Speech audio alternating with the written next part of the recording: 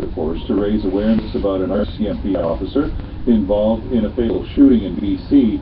Police in Dawson Creek shot and killed the man last Thursday, who they say refused to comply with instructions from officers.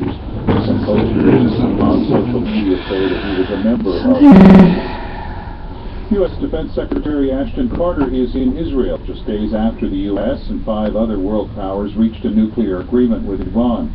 Israeli Prime Minister Benjamin Netanyahu told ABC's This Week Today there is no way the United States can assuage his concerns. How can you compensate a country, my country, against a terrorist regime that is sworn to our destruction and is going to get a path to nuclear bombs and billions of dollars to boot for its terror activities against us? Meanwhile, the U.S. State Department says it has sent the agreement to Congress. The lawmakers now have 60 days to review it. There have been 24 hours of intense combat in the southern Yemeni port of Aden, and there are reports that at least 43 civilians have been killed in shelling by Houthi rebels. Alan Johnston has more. According to medical sources, rebel shells pounded a residential neighborhood in the north of the city. It was an area where civilians fleeing fighting in other suburbs had taken shelter, and there were many casualties in the bombardment. Earlier, the rebels managed to fight off an attack on a central district that they hold, but they've lost ground elsewhere in recent days, and the momentum in the battle for Aden appears to be with the pro-government forces and their allies. The BBC's Alan Johnston.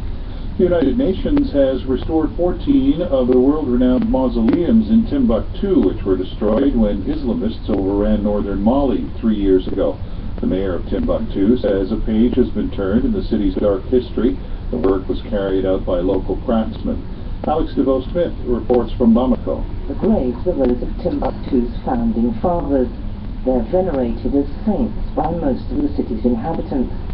The practice is considered blasphemous by fundamentalists.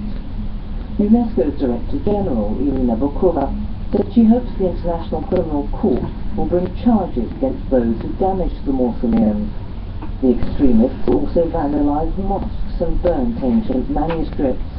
UNESCO says it needs a further $8 million to help save Mali's ancient heritage. The BBC's Alex DeVoe-Smith. And Emmy Award-winning character actor best known for playing the bespectacled Las Vegas mobster Mo Breen in The Godfather has died. Alex Rocco was 79. Rocco's career spanned 5 decades, and he was active right up until his death.